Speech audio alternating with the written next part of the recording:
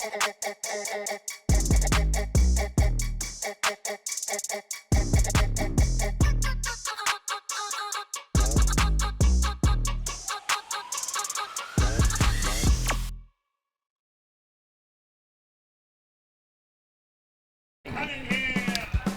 and welcome to University City, Philadelphia. We are here at the Vitus Sports Complex for the Premier Ultimate League Championship game between the New York Gridlock and the DC Shadow. I'm Sean Dacey. I'm here with Andrea DeSabato and Lane Young. Ladies, how are we feeling tonight? Today? Feeling great. Happy to be here on this scorcher of a day. Right now we're looking at the standings here. As you can see, the DC Shadow and the New York Gridlock are undefeated so far in this season, both in the regular season and the playoffs. New York defeating the Torch yesterday handedly.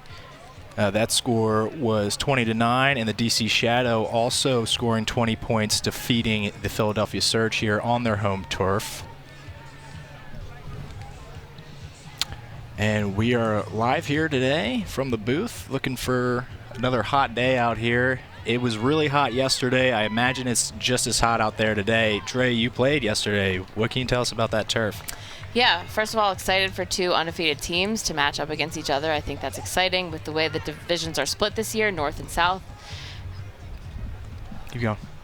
With the way the divisions are split this year, I think it's really interesting that they don't play each other in the regular season, so first time they're meeting and two undefeated seasons. But yeah, yesterday was brutal. The turf surface is 150 degrees, so there is a little bit of breeze, which makes it a little better, but the surface of the turf is really hot. Here we see some highlights here from the Gridlock and Torch game. Really just the Cardenas sisters going off. Here we have Jenny DeJesus scoring the goal here, the nice layout grab. Absolutely textbook form there. And on defense as well, what a crazy D that was. Yeah, Gridlock looking absolutely dominant over Torch with a 20-9 victory. And now we're seeing some highlights from the second game of the day, Shadow versus Surge. Seeing Ashley Gentilette with a little celebration. Yeah, I think the story here in this Surge versus Shadow game was, the Shadow went up big pretty early, and they were able to keep that cushion throughout the game. Even though the Surge did, they never gave up. They fought back at times, but the deficit was too large to overcome. We're going to highlight Jolie Krebs here. She's been a standout star for the New York Gridlock in her rookie season in the PUL. I believe she just won a Callahan Award in college. She has that going for her, and she's absolutely been dominating on the field as we check out all these highlights from yesterday alone, already having an impact for her team.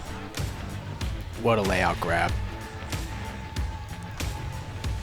Yeah, looking to make plays on both sides of the disc, putting a big one up there. And we'll be looking to see Krebs make more impact on the field, I think, here today with this Gridlock squad who is looking to clinch the victory. Another player we want to shout out or highlight here is Marie Perivier, another rookie in the PUL and on the DC Shadow. Perivier had, I believe, 5 or 6 goals last night. Lane, maybe you can tell us more about that. I know Marie got at least 5, but really racked them up. Was very difficult for Surge to cover, and just was able to make plays in a lot of the spaces in the end zone. Really a strong finisher for the team. Played a little bit on their more offensive line. DC's been swapping lines, didn't have a strict O&D, but she plays more of the offensive points, and just, I know we had trouble. She was grinding under the whole game, also taking away cuts, just kind of constant motion, really solid receiver, so she was tough for us yesterday. And we are getting set to start this game up here. It looks like the DC Shadow will be pulling upwind to the New York Gridlock to start us off here. The wind is running from right to left on your screen pretty steadily. I'd say at least 10 to 15 miles per hour as we look at the starting sevens for each team here. See Ashley Gentilette, Annalise Peters, Jess O, Erin McCann, Jess Sourbeer, Amanda Murphy, Lizzie Laurie on the Shadow side, Jenny DeJesus, Jolene Zhang, Gina Cartagena, Jolie Krebs, Valeria Cardenas, Janine Halavity, and Nina Finley on the offense side for the Gridlock. These two teams are interesting because Gridlock does run more of a strict offense-defense scheme. They play a lot of players on one line, and they don't cross them over as much unless they're needed, whereas Shadow is a lot more loose. They cross people over. It doesn't matter if it's an O or D point. They have the depth and the personnel to play people, whether it's an O or D point. DC has had the sort of hallmark fluid lines over the course of the season, which I think they have used to their advantage. I think that the anticipation is that they're going to have to play offense at some point, whether it's by receiving the disc or getting that break. And here we go with a pull from Annalise Peters to start the game. This pull will land a little bit further past half field. Valeria Cardenas, a name we're going to be shouting out a lot this game, I believe, will start us off. Downfield, there's Jolie Krebs with the disc. Far side, shooting deep immediately. We saw this in a highlight reel. And it's a goal for the New York Gridlock. That is number 2, Jolene Zhang with the goal. So already we're seeing the Jolie Krebs effect happening here live for the Gridlock. Pretty easy. It's a really good way to start. It's obviously a punctuation mark. You want to come off and show that it's your O-line. You want to take a shot early. You can complete them. Great cut timing to the end zone. And you're going to put it up. You want to say, we're not going to back down. We're going to go. It is downwind, so take your shot. Absolutely. There was good separation there on that deep cut. And I think one of the things that we're going to see from both these teams is very quick, very efficient offenses. And so I'm interested in seeing what these teams are bringing in terms of defense to really stop that momentum, really jam up and clog the lanes, be able to stop some of the cutter-to-cutter motion downfield, and be able to really generate some blocks in order to get the breaks that we know will be needed to win this game. Carolyn Tornquist here this game, was not here yesterday, but is on the field today and is on this more O-focused line for them starting right here. I think has only played about 3 games this season, has not been there for them every game. But, yeah, is back for the championship. And we'll get to see what sort of an impact that her presence has on the field in just a moment here. Manu Cardenas will throw this pull up. Nice pull going upwind. Well past half field. It's Carolyn Normile picking up, I believe, That's centering that to Marge Walker. Back to Normile. Saw Privier open in the underspace, but a little bit of cloggage there. So we'll find Ritzman on the far side. Back to Walker.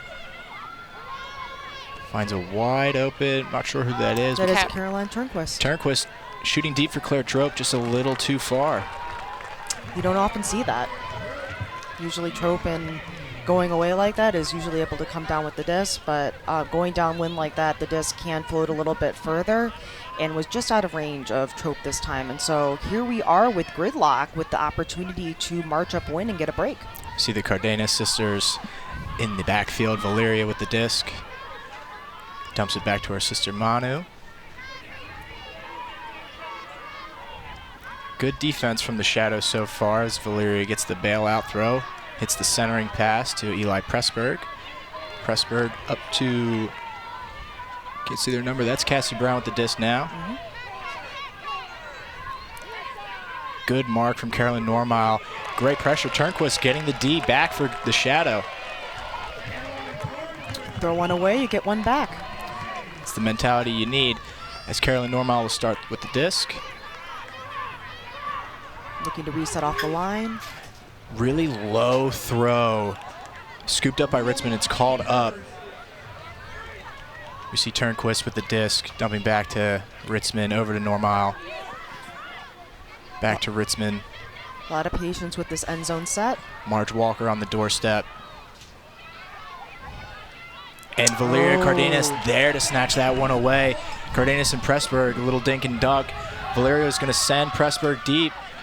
Pressburg, it's floating a little bit. Wow. Great defensive effort there from Ritzman. Both sides so far. A lot of back and forth. A lot of tight defense, pressuring the discs in the air. Scuba here from Caroline Normile. It'll find its mark. That's Carolyn Turnquist, the far side. Now a deep shot again. Looking for Perivier, but this one just a little too far and also out of bounds. Given the heat yesterday, Dre, I'd be interested to get your thoughts. How much is fatigue going to play a part in this game? It's different. So I think they have had a little bit of time to rest. Their rosters are constructed very differently. So Gridlock has a much smaller roster. Also doesn't sub as deeply as Shadow does. Shadow has a lot more people, a lot more depth, and they play everyone. So that could be a factor now that Gridlock is on day 2 with smaller numbers, with a little bit less rotation. So, I mean, the heat is a factor. The breeze was nice, but there are tents, there are water. Once we were actually playing, we didn't feel too bad. Obviously, there was those mandatory water breaks that were useful, but it didn't feel as bad once you're going. It's more when you stop and you're standing on the sideline or when you're walking around, you feel it a lot more. Okay. Yeah, it looks like a timeout called by Gridlock. Yeah, so maybe we see this heat already playing effect as the Gridlock take an early timeout. We have 8 minutes and 50 seconds left in the first quarter. Only one score so far. It's been a long point already. A lot of back and forth. And just kind of piggybacking off what you were saying, Dre, I think that even in the heat, it does take a little warming up to when you're playing out there on the field. So these turnovers don't really look fatigue turnovers yet, right? They've been sort of some away shots, some really tight defense, not throwing your fakes. So maybe it's a little bit of mental fatigue, but in terms of physical fatigue, these turnovers are just kind of maybe early jitters, championship game, trying more stuff. Jelly Crabs looking for Cassie Brown, finds Jenny DeJesus instead.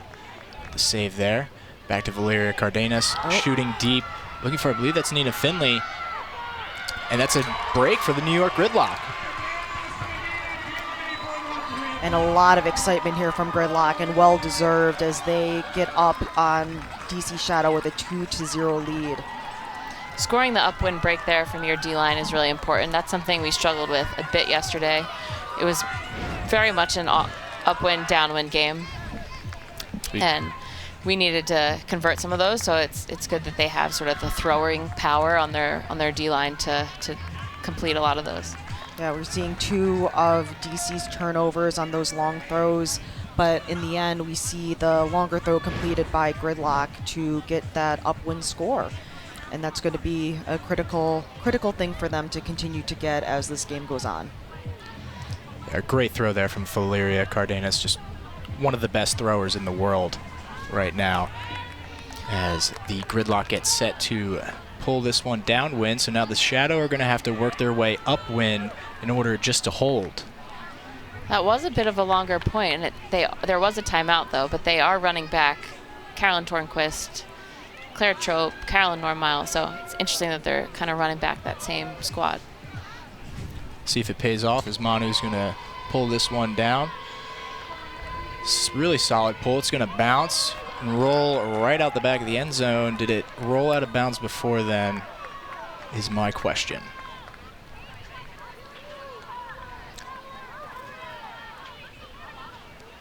Looks like it's going to come in on that front cone.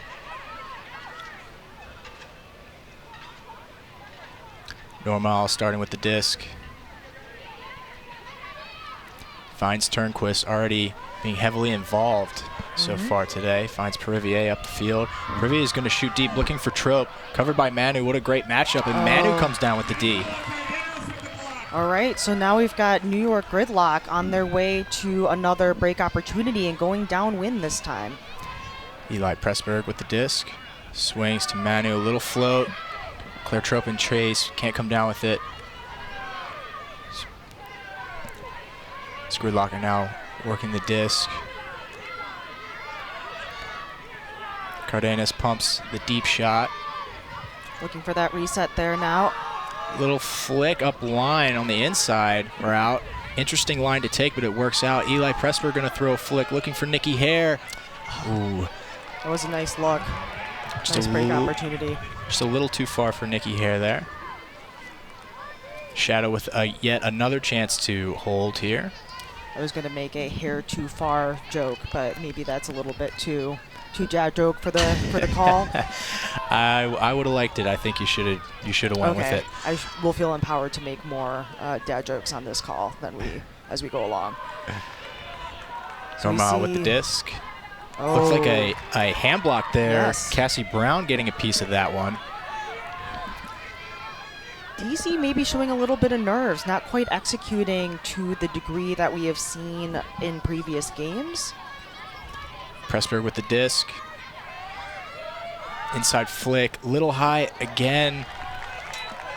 Hare can't come down with it. Perhaps just a little high, a little too much pace. Not a lot of patience in this downwind end zone so far. A lot of these turns are coming from same third, trying it, not really looking to switch the field, not looking to swing the disc. It's trying to push it in or shoot an away shot, and it shows that like the end zone motion has just not been there. See Gridlock coming with a bit of a junky look. Shadow breaks it though. Claire Trope with the disc on the far side. Looking deep, another hand block. Wow. That was a big one. Wow. Got a big piece of that.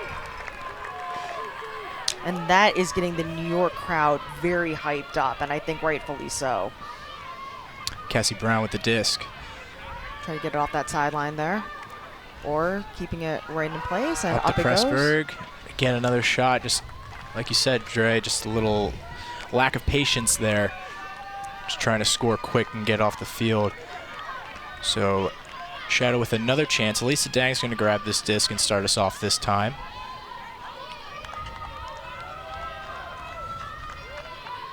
See Normal back in the reset space. Nice inside shot. Rivier can't come down with it though. That's an uncharacteristic, unforced error from Privier that we did not see yesterday. And yeah, I think DC might just be a little bit off their stride at the moment, looking to center themselves and really find their place in the game on the field. Cassie Brown and Manuela Cardenas working it well. Manuela Cardenas finds number 26, Maria Belen Restrepo for the goal. Gridlock now up 3-0 with 4 minutes and 41 seconds left in the first quarter.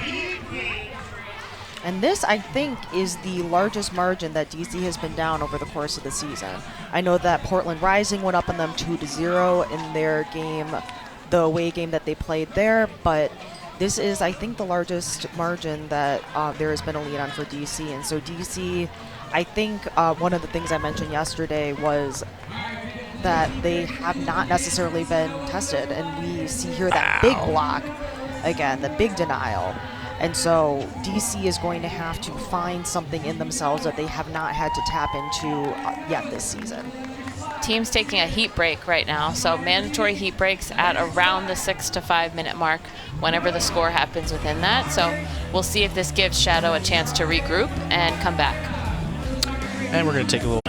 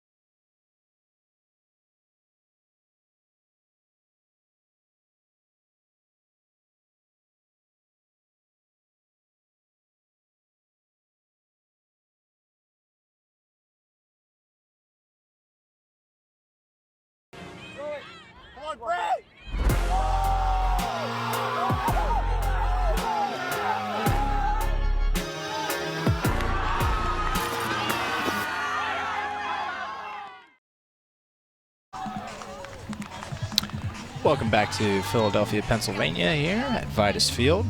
I'd like to take this time to shout out Discraft. The Discraft Ultrastar is the official disc of the Premier Ultimate League. Discraft, the world leader in disc sports. And we are here at the Philly Sports Complex at Drexel University, where we are thrilled to host the Premier Ultimate League Championship this weekend. This is yet another great opportunity to showcase Philadelphia as a leading destination for sporting events and welcome new visitors to our dynamic city. So we are coming to you live here after a short heat timeout. New York Gridlock are up 3-0 as Manuel Cardenas gets a set with the pull here. It's going to bounce and roll back to about half field, a little shy of half field. Annalise Peters, typically a D-line handler for the Shadow, starting us off here on O-line on this downwind point. It's number 42, Lizzie Laurie with the disc. Oh, through the hands of, I believe it's Aaron McCann. Gridlock looking for another break here early in the game. Lyra Cardenas going to throw a bailout huck. Nina Finley's in the deep space, but a great D there from McCann to get it back. Annalise Peters getting another chance here to set us off. Looking for Gentilette deep. What a grab!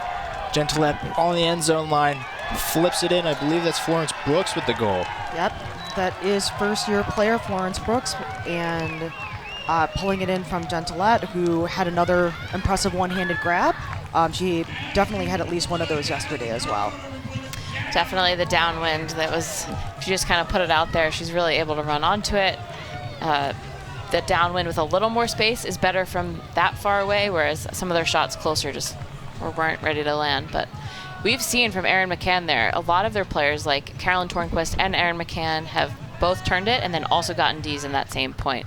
That's crucial in a game where you're going to cough up the disc, you have to get it back. And they've shown they can do that so far. Yeah, lest you get, what is the term for it, walrused, when you lose the disc and then the person you're marking scores on you. It's the opposite of bookends. I have it known to be happening to me at different points in my career, much to my chagrin. But we will see Jackie Wong with the pull, with DC on defense for the first time this game. Or starting on defense the first time this game. I think they pulled to start. Yep. Okay. Did a little roller pull. It'll go past half field. Valeria Cardenas is going to pick up. Immediately dumps to Gina Cartagena. Nice around. All the way over. We have Jenny DeJesus in the middle here. There's Jolie Krebs. Nice inside shot. Finds Gina Cartagena. Cartagena looking to the end zone. Couple cuts. Using her fakes. Finds DeJesus. Back to Cartagena. Nice, and this is where we see the Gridlock really shine. The small ball end zone looks as Valeria Cardenas reels that one in for another goal. Another break for New York. Or no, I'm sorry, that was a hold. That was a hold, but I think New York really showing off their efficiency on offense. That is the sort of play that's really going to get them to keep this cushion that they have on Shadow, really being able to build and keep moving the disc with a lot of momentum. Keep that energy up, keep the spirits high, and keep that flow moving. Just take another look here at this end zone set. Just another day. Just another Chef's day. kiss. It is beautiful to see. And New York, I feel like, is winning the vibe war so far in the field by getting up early, by getting those really efficient movements, the really clean looks that a point like that has. And so DC is going to have to find their footing and really find their place on the field to be able to make their way back into this game. But it is early, and so anything could happen yet. Yes, it is. 3 minutes, 11 seconds left in the first. Gridlock are up 4-1. This Manuela Cardenas is going to get set to pull here. Going upwind. Another really nice pull. Lisa Dang getting set to pick up. Way to stop the first throw there. Finds Normile in the center. Nice little chip shot up to Perivier. Again, just a little too far. I wonder if they're not taking the wind into account as much as they were yesterday. Everything's floating a little bit further. Valeris will start. Finds Manuela. Back to Valeria. Back to Manuela. Back to Valeria. I believe that is Emma Berrigan with the disc now. Finds Cassie Brown. A lot of quick reset passes, keeping that possession alive. Valeria looking deep. Gonna shoot. A little too far. Not sure if she was throwing it or aiming for Manuela, but I don't believe they were prepared for that. But almost in the range, could have come down with it. I think a little bit of a difficult angle coming in over the head like that, but DC will now get the opportunity to get back downwind and take care of business. Marge Walker with the disc. Nice around. Looking for Perivier again, and Perivier can't get a good enough read on it to come down with it. See another error here. Cassie Brown will start for the Gridlock. A little bit of a short field here, even though it's upwind. Manuela Cardenas on this close sideline, covered by Claire Trope. Looking for her sister in the end zone. Wow, Ritzman with a very nice D there. Looks like Valeria might have had a little misstep. But Ritzman, a real incredible player on both sides of the disc, and so being able to keep stride with one of the best players in the world is not something everyone can be capable of. Here we see that again. Shadow has some of the speed and is using their body really well. So we saw Carolyn Tornquist get a D on Valeria, and we've seen Kat Ritzman get a D on Valeria. They have a lot of quick defenders that are good at using their body and putting their body in the way. So that's actually a really good matchup for them. That's the Perivier we know and love. She finds Claire Trope deep on the end zone line here with tons of Shadow players around. It'll be Claire Trope to Perivier for the goal. Shadow sort of stopping the bleeding here early on with 39 seconds left in the first. They're only down 2 now. But it is not coming necessarily easy or fast, and so DC still has some margins to clean up if they want to be looking as efficient and as strong as they were yesterday and in other games that we've seen throughout the season. But again, this is, I think, the strongest test that we've seen so far for Shadow, and we'll be able to, again, see that really great block from Ritzman, and then a rip from Perivier to Trope, and then some magic in the end zone to make all of that come to light.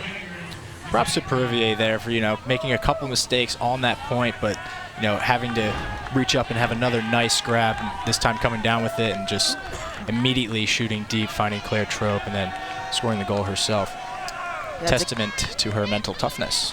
I was going to say composure is going to be a key factor in this game. Jackie Wong with the PUL line drive. This will be past half field. Pretty good distance on that pull. Valeria will start us off. Quick flip to Gina Cartagena. Allie Wallace on the mark. Ooh. Now we see a little bit of a miscalculation from Gridlock, and so DC is going to have a chance to go upwind for a break. Jackie Wong finds Cammie Groom in the middle. Good communication from this Gridlock defense with the switches there. And uncharacteristic job from Jackie Wong. Cartagena will start us off for the Gridlock. As time ends, but this is the last possession here. The PUL. Cardenas to Cartagena. Looking for that around break. A lot of nice fakes there. I think a foul was called here. As Valeria was cutting, it looks like she might have caught a elbow or a fist to the cheek. It'll be on yours. 3, 2, Doesn't 1, affect the play, so Nina Finley will start it.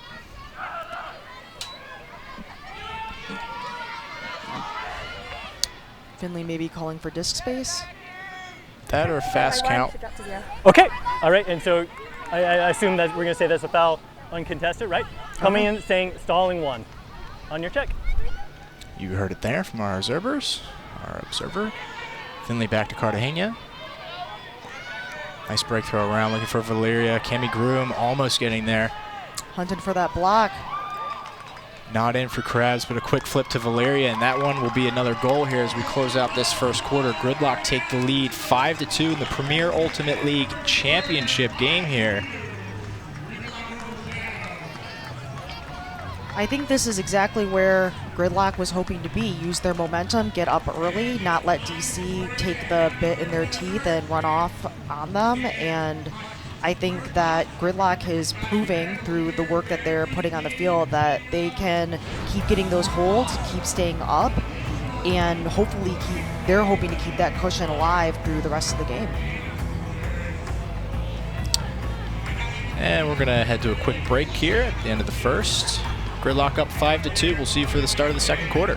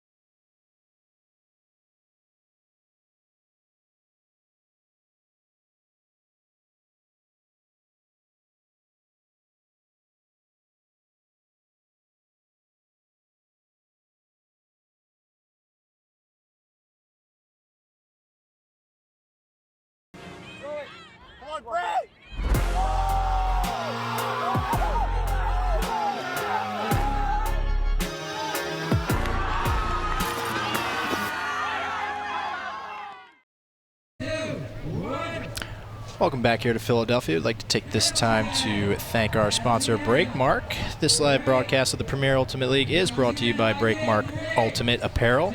Go to breakmark.com to place your next custom team order or check out the PUL Athlete Collab Shops. We'd also like to thank Friction Gloves, who is very excited to be a partner of the PUL and the official glove of Championship Weekend. Players around the league wear Friction Gloves, and they love seeing amazing plays made in their gloves week after week. They're thankful for the opportunity and look forward to expanding their partnership for the 2025 season. Great. We're looking back down on the field now, and Valeria Cardenas with 2 goals, an assist, a block, and 1 turn already in this short period of time in the first quarter. I think that's involved in 3 of 5 of their goals. I think that's the triple threat in the stats that we were looking for. We'll ignore the turn for now. We got the observers taking the field. Who do we have in the observer squad today? Yeah, our observers are Chris Vanny, Joe Campbell, John McGuire, and Ben DeForest. Shout out to them. A lot of them were here on double duty yesterday as well. As we all know, this game wouldn't be officiated properly or observed properly without them, so we thank them for that. As the teams get ready to take the field here, I believe Gridlock will be pulling downwind, so the DC Shadow will have to work upwind to hold here coming into the second quarter. Are there any adjustments you think the Shadow need to make or anything like that? I leave that question up to either of you. I think primarily DC is beating themselves at the moment. They're making mistakes that are not characteristic of the top level of their play. And I think what's good about that for them is that those things can be corrected. What's hard about that is that they have to find it within themselves to do that. And so calming down the nerves, really grounding themselves in trusting each other, trusting themselves, I think they have to be in the right mindset to come into the second quarter. Yeah, I would echo that. I would say they just need to both of their lines or all of their lines need to not give the disc back, especially if they start with it or if they get it on a turn, because Gridlock's conversion and efficiency has been really high. So if we're going to give them the disc, they're going to convert, is what they've shown so far. Yeah, it's Manuela Cardenas with the pull. This one inbounds. Bumps and rolls. Normile will pick up, center it to Lisa Dang. Back to Normile. Back to Dang.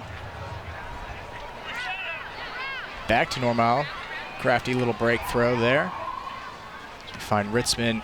All of their offense is taking place on that far side of the field. Let's see if they can open it up. As they try and do so, pops that throw up. Cassie Brown comes down with it. That's one of the mistakes where, again, I don't think that was a forced error. That was something that DC really missed a little bit on their execution. Pressburg with the disc on the far sideline, looking for Manuela. Goes over her head.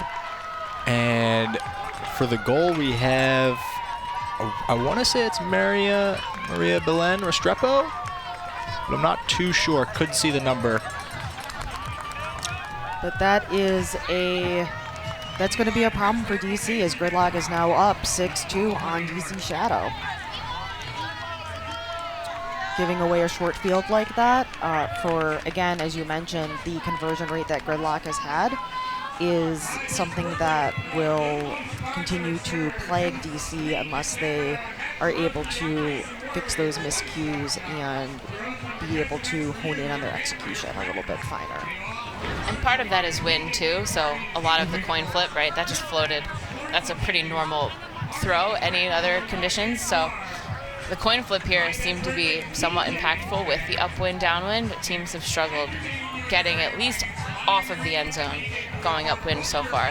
Once they've broken past half field, they can get it, but that initial start has been rough. You see Manuela Cardenas getting set to pull here. I've noticed that she always gives the disc a little kiss before she pulls it.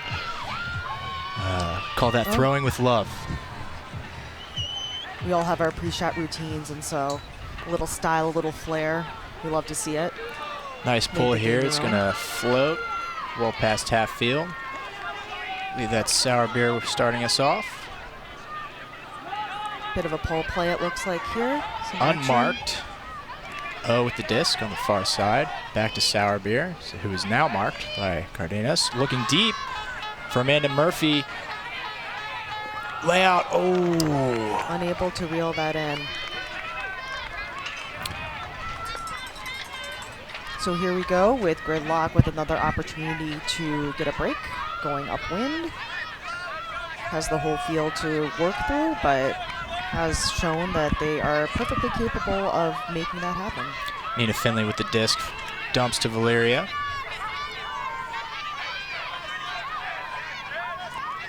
Valeria finds Emily Wong. Nice find there to hit number 21, Montana Roberts. Back to Valeria. Oh, looking big. I think that's going to be a little bit past the intended receiver. So deep shot there. I think I wouldn't mind seeing Amanda Murphy pick up the disc and just getting it started to kind of set the pace right now. It seems like the Gridlock are kind of doing a lot of dictating on defense. And DC has been successful in the past when they've been able to work in transition, but we see a nice block from Montana Roberts there on the block, a little run-through block. On that pass intended for Jess Sourbeer, and Gridlock is going to have another opportunity, starting about 2/3 of the field left. Nina Finley with the disc, finds Valeria. Back to Finley. Shadow runs a little bit of a bracket poach, as you can see they just did there. They definitely did that to us yesterday. And when there's a vertical stack, they like to put people on the open side. So that is stalling a lot of Gridlock's offense and hurting them from getting more vertical yards and taking more vertical space. They will send 2 defenders on one, and the stack is not really ready to react to that. So they've used that to their advantage a couple times all season. We saw it in their scouting. We saw it against us yesterday, and then here it is today in some of this play too.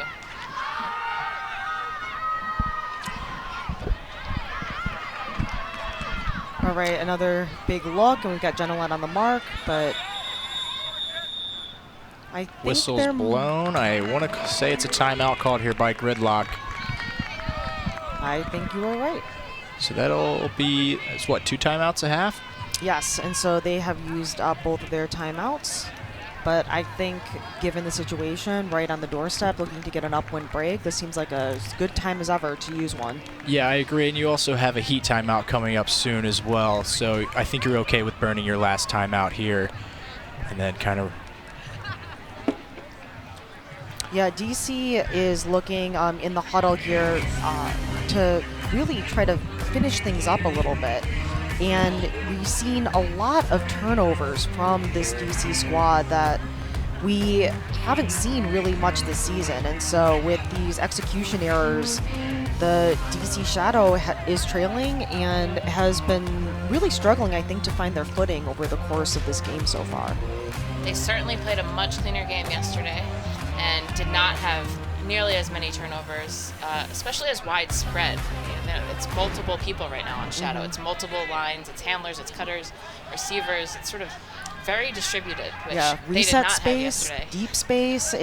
You're right. It's really been a sort of a full team phenomena. As Valeria will tap us in live here.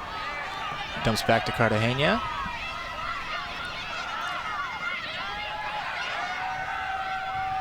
Krebs and DeJesus. Wow, Krebs with a great layout grab. Immediately pointing to the end zone. Finds Valeria on a nice inside shot. Valeria with a cheeky little backhand. That's a goal. And a huge spike there from the Gridlock. Wow. Statement has been made. Well, I think the statement is being made in this lead that they've accumulated over the course of the 1.5 quarters that we've seen. We see Gridlock up 7-2 on Shadow, and Shadow really needing to get to work and just find that connectivity. It seems like they're lacking that spark that really seemed to light them up yesterday. And it's that replay of that grab again from Jolie Krebs. And that's number 66, Janine Hlavity, Mercer County Ultimate Disc League legend, Janine Hlavity. And also New York Gridlock legend as well. Has been there from the jump. We love a local legend, though. It does not seem like the fatigue or the lower roster numbers is getting to Gridlock right now. I know I said that in the beginning. They have a much smaller roster than any other team in the league. They've rostered fewer people for every game. And I think they're just maybe used to that at this point. They've played with small numbers. They haven't had a ton of subs, and they don't look fatigued or too tired right now. They're converting at a good rate. We'll see if that can continue. It's still early. It is early, but I imagine the adrenaline from being up this early is contributing to some of the excitement on the field. And when you have that momentum, it can be really exhilarating to be out there. DC Shadow looking to work upwind here and going to work very quick. 5 passes have already taken place. Jackie Wong is going to find, looking for number 4. I think that was looking for Ellen Mueller, yes. Just a little too quick. Cassie Brown with the disc. All right, and here we have Gridlock looking to score again, this time in the downwind direction. Making quick work. Yep. Eli Pressburg with the disc. Another popped up backhand. Cammie Groom's going to come down with this one. Shadow with another chance to hold here. Cammie Groom again in the center of the field. Finds Jackie Wong. Now we see a little bit of this small ball movement from Shadow. It's number 46, Graham Cunningham with the disc. Finds her bailout, Allie Wallace. Wallace to an open Groom. Groom to Wong, little too short, too low, and Gridlock off to the races. And I'm thinking that might have been a travel call. It was a pick. Pick? Pick, yep. Okay.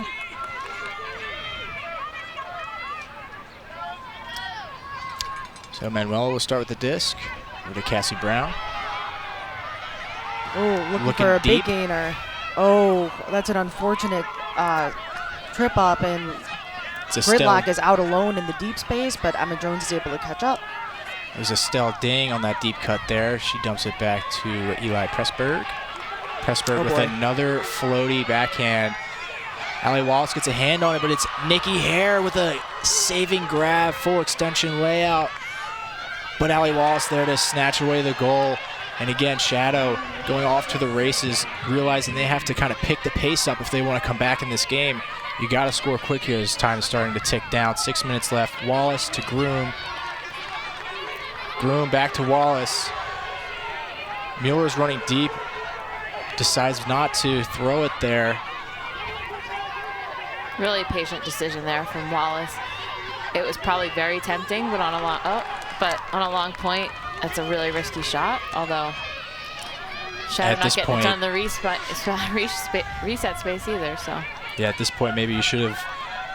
I think I do think you should try and attack the deep space a little more. Sure, you don't have great matchups, going against the Gridlock's defense, giving them all the props they deserve, but you got to test them at the very least. As Manuela Cardenas works it up the field. Yeah, if DC is just limiting themselves to the small ball game and not looking to stretch the field, then Gridlock can just take advantage of that and really sort of push them in. Kessa Brown looking deep for Pressburg. All alone. Wide open. Gridlock take the lead 8-2 with just under 5 minutes left in the game.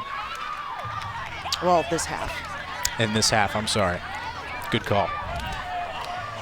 I think we're all getting a little excited by the lead that New York has right now and by the energy that they're showing on the field. Just a real stark differences, as you can see from the press box at least. The energy coming from the two different sides.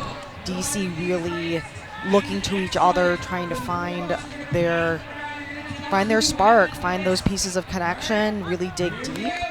And Gridlock, I think, just having a good time. And I don't know about you all, but when you're on a team that's flowing and moving like that, it is a hard thing to stop. Yeah, we went through this yesterday. We got off to a weaker start, and Shadow had a lead early, and we were trying to chip away at it all game and just could not get close enough to come back. We were within, 2 or 3 in the first quarter, and I think we played them even after, but in the fourth quarter we were actually tied with them, so this early lead can be a really big deal for them.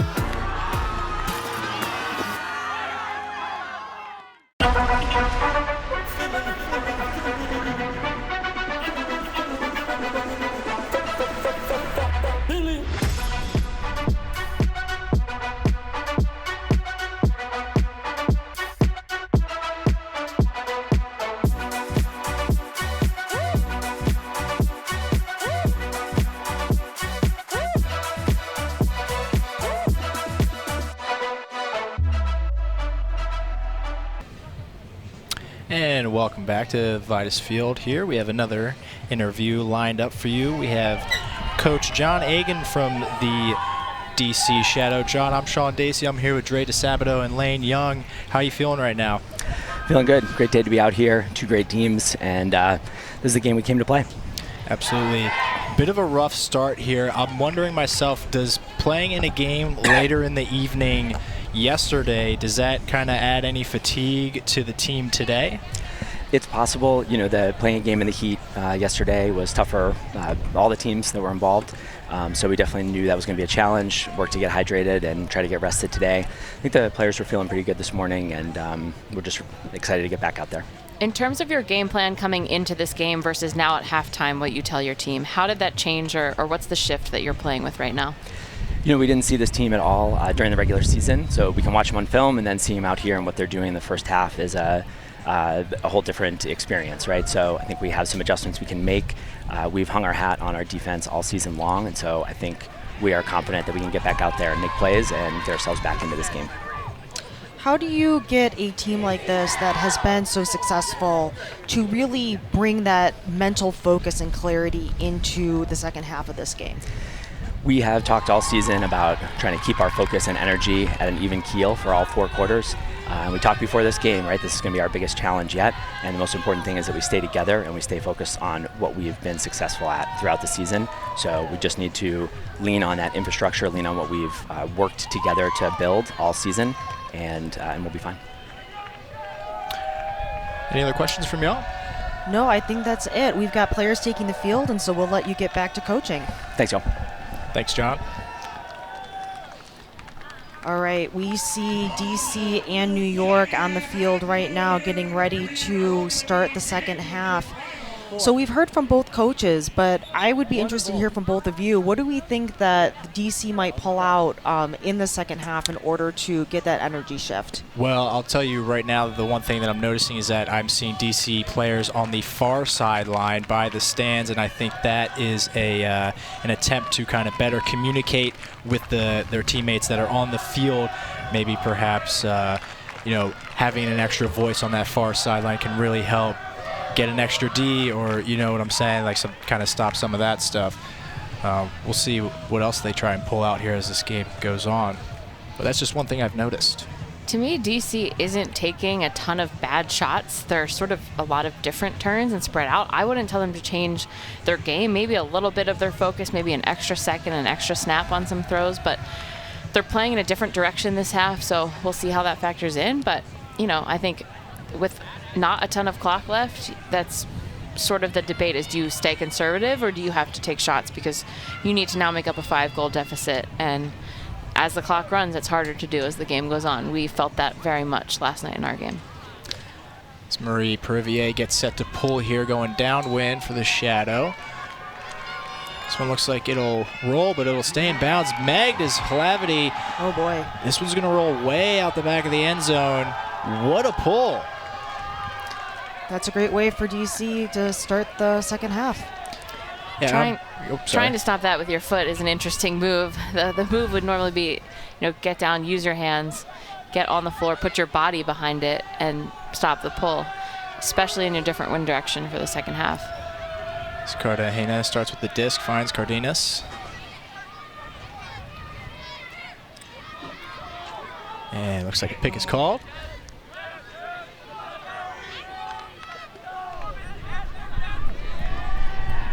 So the players just get back into their positions when the pick was called. It was pretty much immediate. So staying six. Okay, Stahl's coming in on 6. Cardenas to Cartagena. Cartagena. Up the field to Clavity. Quick flip, a little too far there for Gina Cartagena. The upfield defensive pressure there was really good. A lot of those throws did not have a continue cut for them. Ooh. Oh, but Gentilette's there to save the day. Turnquist looking for Trope, but was she actually looking for Gentilette in the end zone? I don't know, but that's what happened, and it's a goal for the Shadow. Good start for this second half here as they come out and break early. That is what DC probably was drawing up in their game plan to some extent, to be able to get a break on this first possession, or on this first point, and to be able to come back and try to make good on this deficit that they have. And we're going to hopefully see some more energy coming from DC Shadow. I feel like it's hard. I feel like you can come out a little bit flat in the game when you're not necessarily executing well, and they're going to really need to be putting their energy behind them. But a great catch like that from Gentilette that we just saw can really help inject some energy. I'm someone who thinks that defensive pressure actually kind of starts with the pull and the process of getting down on the pull, and we see how a pull like that, you might miss the stopping the roll there, but the defense is set. You're on the front of your end zone as opposed to 20 yards out. It's a totally different game there for the defense when you're able to set yourself up like that for success, and we see that it pays off. As Annalise Peters will get set to pull here. Shadow looking to make another break. This time going upwind, nice high floaty pull. Valeria, the first one to the disc. Over to Krebs. It's a bit of a travel there by Valeria, and we know that I've seen her do it as a player, and it every time that there's sort of a centering pass or that motion there, it's an extra couple steps. It does not get called very much, but it is something that we notice, and it happens like very slightly, but it is pretty noticeable. It doesn't always get a huge advantage, but that extra step happens so frequently. Interesting. I never noticed, but I'll be looking out for it now. Slavity has the disc. Looking for Krebs on the bailout. Nice put there. Just out to space, a lot of trust. Oh, and speaking of puts, oh no. Jesus getting a little bit tripped up there, it seems. It's like a little leg lock. I think she's admitting that maybe she wouldn't have had a play on the disc as that one sailed out the back. So no call is made. Now DC Shadow looking to break upwind. Here we'll see that again. Let's take a look and see what happened here. Yeah, just getting a little bit tripped up there in the legs, and so DC having the full length of the field to go. Annalise Peters on the far side looking flick. This one's going to bend back. Can Cammie Groom get there? No. Annalise Peters so far not having a lot of success throwing flicks deep up into that wind as another pick is called here.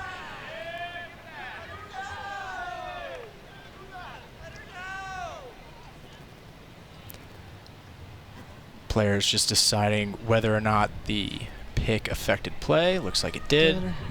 It'll go back to Gina Cartagena. Do we have a stall at all here? Okay, you want to be saying 2? Okay, coming in saying stalling 2. Say 3, 2, 1, disc in. And we're live. Cartagena with the disc. Valeria open on the inside shot. Quick dishy back to Cartagena. Well, Lisa Dang really close there on that defensive pressure. De Jesus with the disc. Really good at moving the mark. Hits Cardenas over to Krebs. Krebs with a nice, wow, look at that. Beautiful throw there. Perfect amount of touch. Finds Gina Cartagena for the goal. And that's the kind of quick movement that we've seen from Gridlock, where they've been able to work in the backfield in some small spaces and then let loose a little bit and find someone further downfield to secure the point. As the Gridlock extend their lead up 9-4. There's 8 minutes and 22 seconds left here in the third quarter. DC Shadow getting set to receive. Let's see that again. Downwind as we look at this replay. It's a really nice throw here. Again, you mentioned the touch, and the touch on that just right into the bread basket. And going again, we've seen that some of the throws going downwind go out the back, go a little bit too far, and that one had just the right amount of energy on it to get to where it needed to go. 3 assists from Krebs so far this game.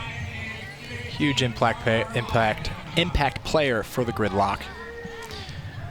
We'll look to see more from her as we continue on. All right, DC looking to get a hold downwind. We have Manuela Cardenas getting ready to pull. And off we go. Another great pull going upwind there. Lisa Dang will pick up, finds Marge Walker. Quick centering pass. Over to Marie Privier. Up the field to Trope. Good movement so far from the shadow. Centered back to Walker. Walker will find Ritzman all the way on this close sideline. Back to Walker. Walker to Dang. Now really using this close side really well, but a throw just inside of Privier can't be completed. Gridlock are off to the races again. Yeah, they are moving quickly on those transitions and not giving DC much of a time for their defense to get set up. And so looking for a reset here. As Krebs finds Manuela Cardenas. Valeria with a great layout grab. It's called up. Wow. Looks like Trope might be calling it down. Yep, but it play is is live, up, called so up we're by the back observers. live. Pressburg back to Cartagena. Cartagena to Pressburg. Had Cassie Brown open, decides better. Decides not to throw. Instead hits DeJesus with another nice layout grab. Manu with the disc. A nice switch there. Back to Valeria, back to Manu, back to Valeria. Oh, wow. Dre's signaling travel again. This disc will sail over Cartagena's head. Finds Krebs in the end zone. Looks like there is some sort of discussion being had on the field. Dre says travel. Are other people saying travel? Most importantly, what are the observers going to rule in this situation? Looks like they're signaling some kind of foul. Okay, so it looks like it's Privier and Cartagena here as we take a look at this replay and see if we can see anything. We just see Gina wide open in the space. Yeah. We don't see what happened beforehand. Okay. They're discussing it. In general, a foul is going to be the fault of the player who initiated contact with the other player. Okay, yeah. Okay, so this is a retracted foul. The result of the play is a goal. There you have it, a retracted foul. It is a goal. Krebs with an emphatic spike to celebrate. Gridlock extend their lead 10-4, 6 minutes and 41 seconds left in the third quarter here. And thanks to, again, to our observer crew for being here as a resource to the players as they think through the different plays on the field. It's great to have such a wealth of information in each of these, and I, as someone who has done some observing, I would encourage anyone out there who has an inkling of desire to get involved to check it out. The sport needs people. And so let's take a look around what that layout from DeJesus. That's a hard one to see. It's Valeria Cardenas. Here Slow we it go. down. Yeah. The ground might have assisted with the catch. It's hard to say.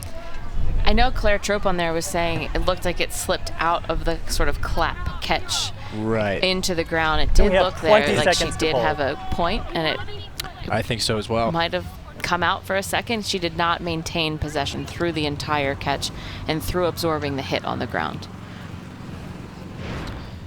But that's all easier said and done when we're up here with a slow-mo review. But here we go. Normal stops this roll here with her foot this time successfully. Her and O working the disc up. O now patiently finds Normal again. Good fake, leaves Cassie Brown wondering where that disc went. Finds Allie Wallace. Wallace to O. I feel like DC's motion, they're looking like they don't necessarily trust what they're doing. And I think they're a little bit shaken up by the first couple quarters that we've had so far. And it's hard to see a DC team not looking as composed, although this is looking like a pretty good possession so far, knocking on wood. Normal with the disc on this close sideline finds, I believe that's Annalise Peters. Back to Normal, and again, just an inside throw that's a little too inside. There's a bit of a high-low situation going on the field, too, so the side closest to most of the players and where the teams are standing seems to be the higher side of the field, and they might want to play over there versus the side towards the stands is the low side. Wow. And more turnovers are coming over there. Pressburg with a deep shot to Estelle Ding. Great grab. Looks like we might have an injury call. Oh, yep. Looks like Pressburg hobbling off. Hobbling but moving, so good to see that there's not anything more severe, but hopefully that gets addressed. Here's this replay. Great throw. Great grab, though. That was an incredible grab. Brow in front of the body like that, over the head. I think Pressburg just kind of had a little calf cramp there. Yeah. As they're now working that out for them. Hold on, there's still some movement. So Estelle Ding with the disc here to start. Give us a loud 3, 2, 1 disc in when you're both ready.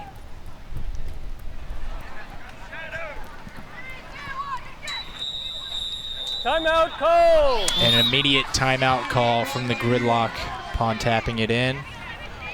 With 5 minutes and 19 seconds left here in the third. Looking to extend their lead to 11-4. We're going to take a quick break. We'll see you back here for the rest of this quarter.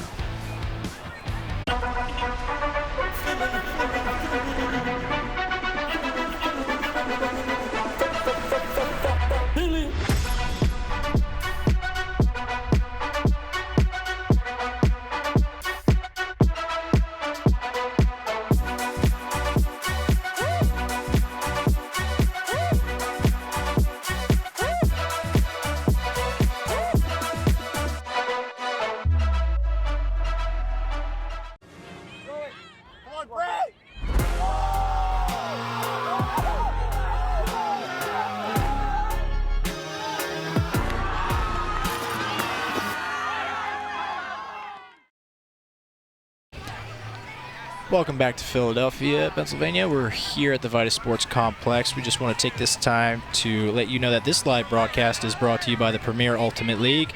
The PUL is a 501c6 nonprofit. This league has been community funded since day one, and we are so grateful for the support. We ask that you consider donating to help us continue to transform and fulfill our mission.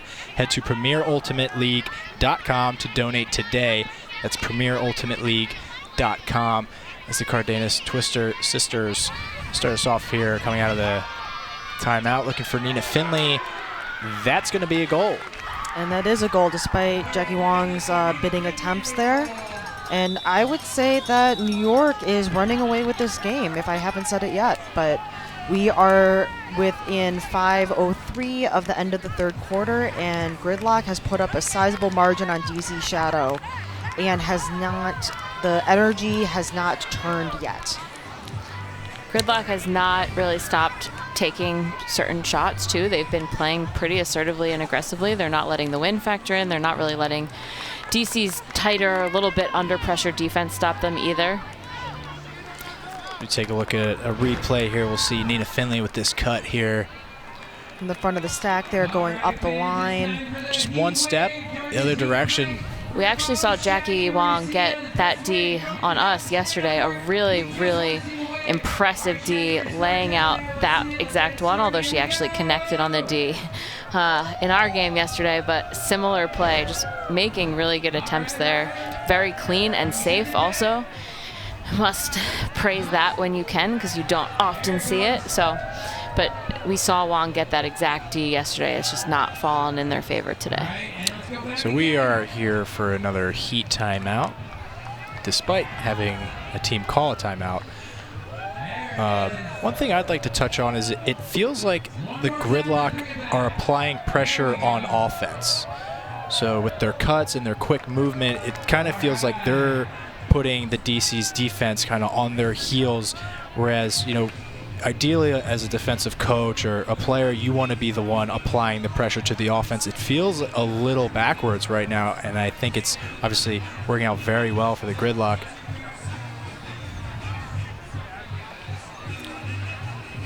We have some highlights from last year's Premier Ultimate League final between the Raleigh Radiants and the New York Gridlock. So the Gridlock have been in this position before.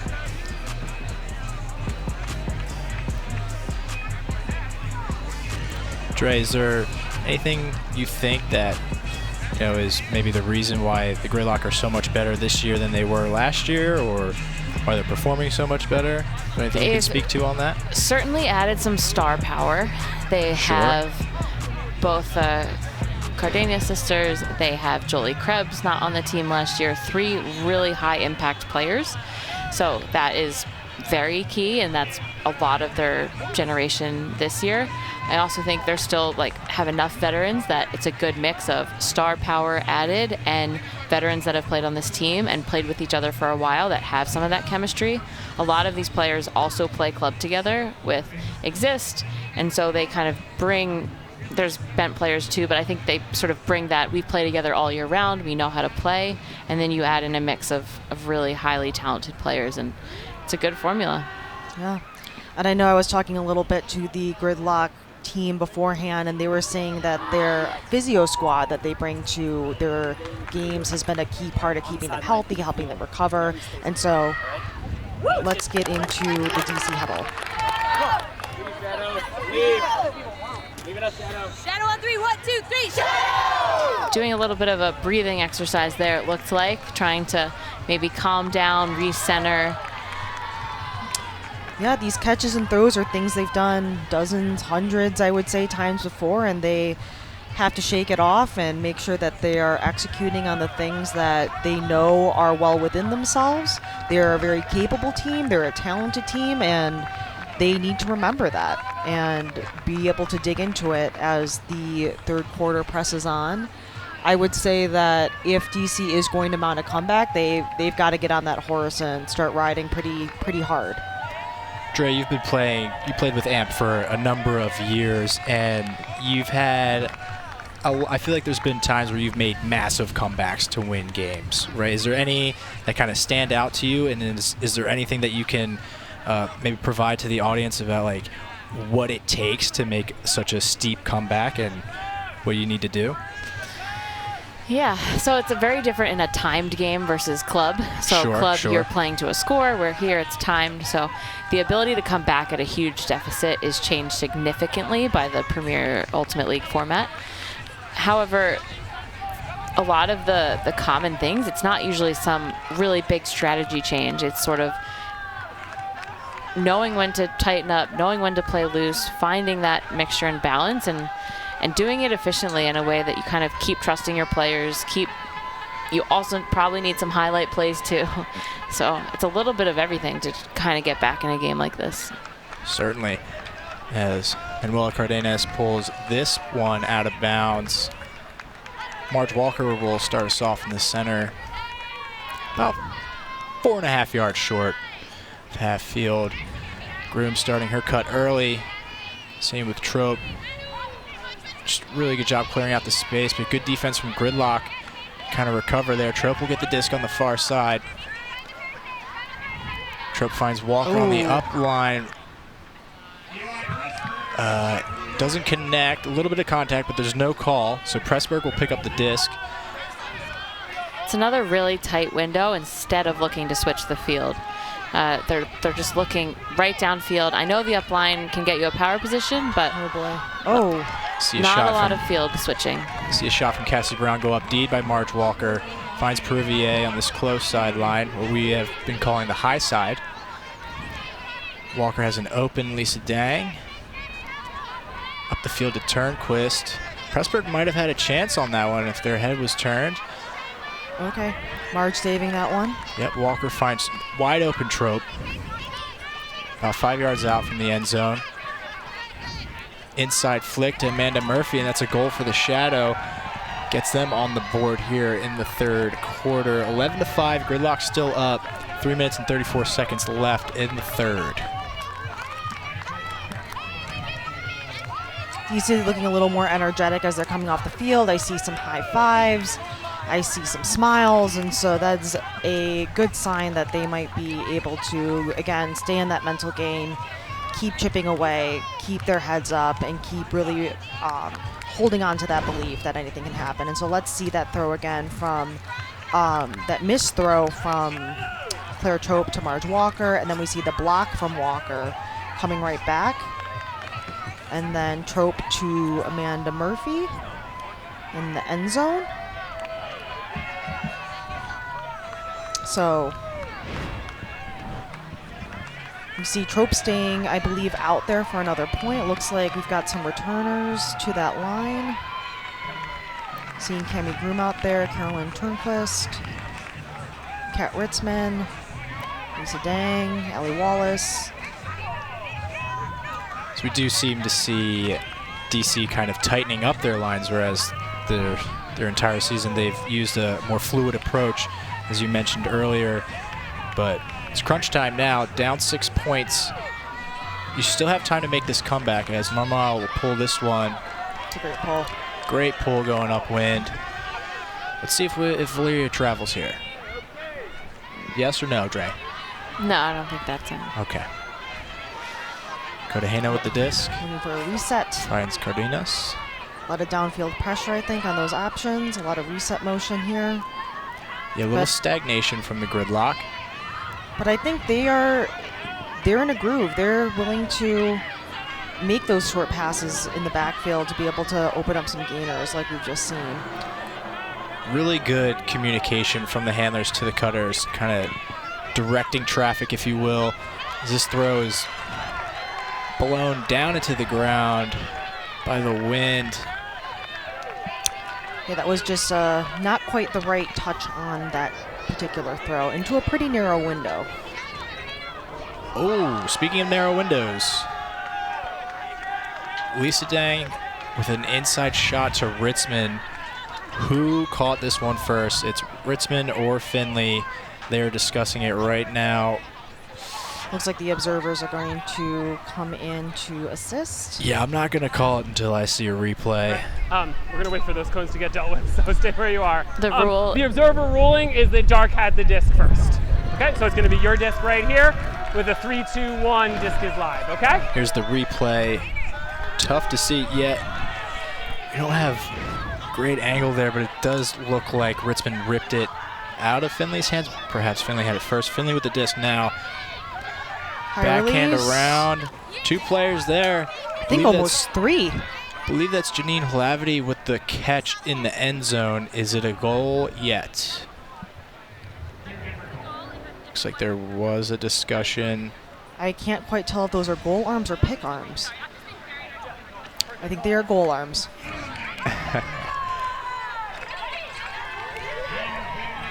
Yeah, so that's a goal. Little kick spike. This Gridlock team firing on all cylinders right now. 2 minutes and 7 seconds left in the third quarter. They're up 12-5. Yeah, just really coming into their own when they need it. Not that they haven't performed incredibly well throughout the season. I mean, they've been undefeated, but really being able to come into this championship game with all that fire in their bellies and being able to just have all the pieces come together at the right time. I mean, that has to be such a good feeling. Here's another replay. It's a little laggy. Yep. Oh, yeah, I do think Really Finley. close. That's close, but I do think Finley got to that disc first. Yeah, let's take another look. Super slow-mo. Yeah. Yeah. Yeah, it is very close, and I can see how Ritzman, especially with the tilt towards offense on a jump ball, would have thought that that could have come in. But we see almost 3 Gridlock players available for that pass, and so they will come down with that point. Very cool alley-oop kick spike. As the Gridlock pulled this one, they're able to get their defense set. DeJesus on the mark. Sarah Beer finds Walker. DeJesus crossing over here has played pretty strictly Gridlock's offense, and now playing for a D point. Yeah. But First one DC down. making another mistake here in this game and giving New York the opportunity to extend their lead by another margin. Cardenas with the disc. Quick flip to Pressburg. Just their specialty, Cardenas sisters' specialty is that really, really small ball, super tight windows. They're just so agile and able to get open. Pressburg finds DeJesus on the around. We're seeing some bumps here on the marks and the throwers. Now we're going to talk about who initiated the contact to determine who the foul is on. I imagine the stall was at 1 or 2, so it'll probably come in there. Jesus taps it in. Really close coverage here, some good switches. It looks like Trope took the switch there. Wow. Deep shot looking for Ding. Whoa! Oh, so close. A lot of bobbling. DC Shadow setting the pace. 30 seconds left here. I believe that's Groom looking for Amanda Murphy. Murphy taps that into March Walker's hands. Looking for Gentilette on this close sideline. Foul called here on Pressburg from Trope as they kind of collided a little bit there. Time will run out on this call, so we will see if DC is willing to possess it all the way, or if they're gonna take a shot and play more aggressively. As Marge Walker floats one up, Amanda Murphy's able to come down with it. Another pick called off the disc, didn't affect.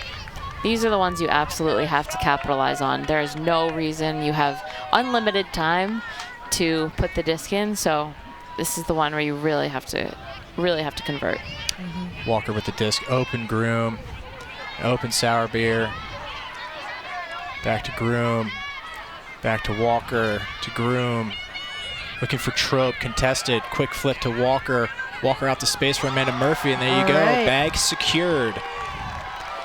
DC able to score to end the quarter, making the score 12-6 heading into the fourth quarter. That is not the position where Shadow wants to be. Even though they're got the last point, I think that they are really now up against that time wall, and they're going to have to really bring out some special sauce to capitalize on this last quarter that we have here. We might see Gridlock showing some signs of fatigue, but I don't see the chink in the armor there. Here's that deep shot. Good D, bobble, bobble, bobble, drop. Yeah, Aaron McCann got a hand in there to help assist with that block. Here we just see DC offense working how we're used to seeing them work. Efficient, quick, and effective. And we're going to head to a break here. We'll return for fourth quarter action here at the Premier Ultimate League Championships.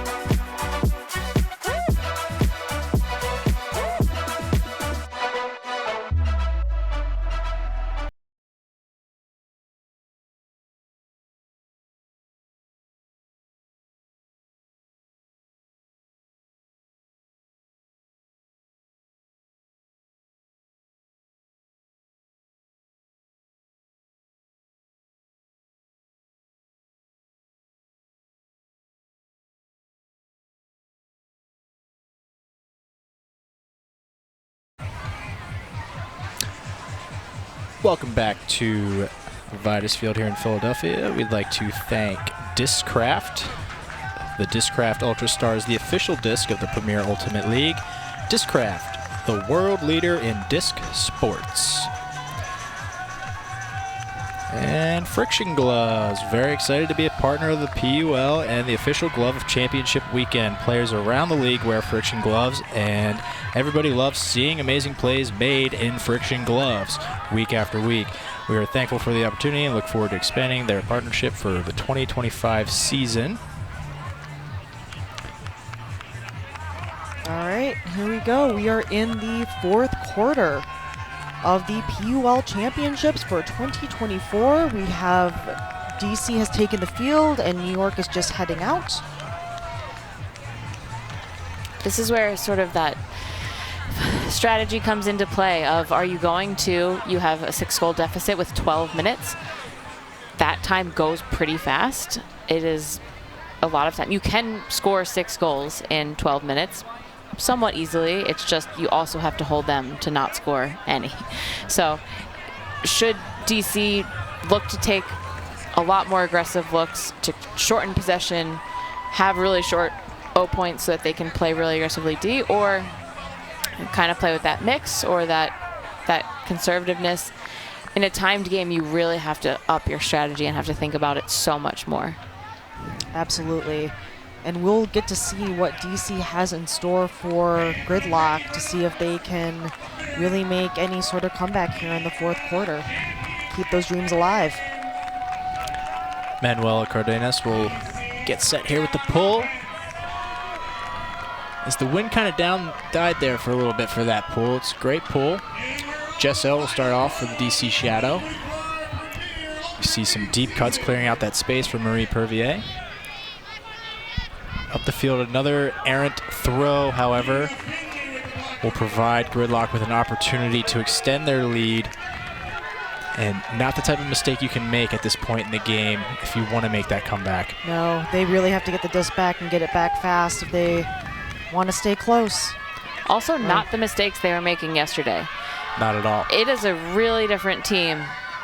Wow. Oh my goodness. Claire Trubb with a great layout D, doesn't catch it, smacks it into the hands of a sprinting away Manuela Cardenas, and it looks like Trope is now injured on the field. Oh boy, That this does not look good. That was such a tough layout. Oh my goodness. Here's a replay of it. Kind of a bailout throw here from Valeria, and just wow. Yeah, looks like Claire might have come down on that knee pretty hard, and I know already wearing a brace, there might be some pre-existing injuries that are coming to light here, but able to get up and walk off the field, so that is a positive sign, and hopefully the trainers can get her some attention under the tent here. Man, what a play though. So unfortunate that the wind, the spin of the disc kind of kept that momentum moving forward. Manuela Cardenas taps it in on the end zone. Looking for Emily Wang, decides not to. Fakes to Emily Berrigan. Will find number 21, Montana Roberts. Ooh. Shot to the end zone. Great layout. Good bid from Emma Berrigan. Had a hand on it, it looks like. Can't come down with it, though. So the Shadow have a chance here. 10 minutes and 45 seconds left in the fourth. You got to move quick. Quick flick over the top to McCann. Center to Groom. Back to McCann. McCann up the field to Privier. Over to Walker. Seen the small ball work for DC Shadow a little well here to get them some space. But again, just a throw into the turf. Just an unforced error. Not looking good here for the DC Shadow and their chances of coming back in this game as Valeria Cardenas starts with the disc. Yeah, that light is dimming and dimming quickly. Finds Nina Finley on an inside shot. Nina to Manu. Nice inside from Manu to Valeria, and now going across the field looking for Berrigan again. This one's going to float. Wow! Emma Berrigan with the Statue of Liberty grab. The emphatic spike. Great grab. And that's the less seen upwind end zone, and so Gridlock is in the commanding lead. That is a 13-6 Gridlock, dominance over in this game. They have really been playing lights out, and we've even seen, not to say it isn't a testament to how hard they've been working and what they've been doing, but even the little things like the float of the disc after a block, being able to come up, and here we see that absolute grab in the end zone by Berrigan.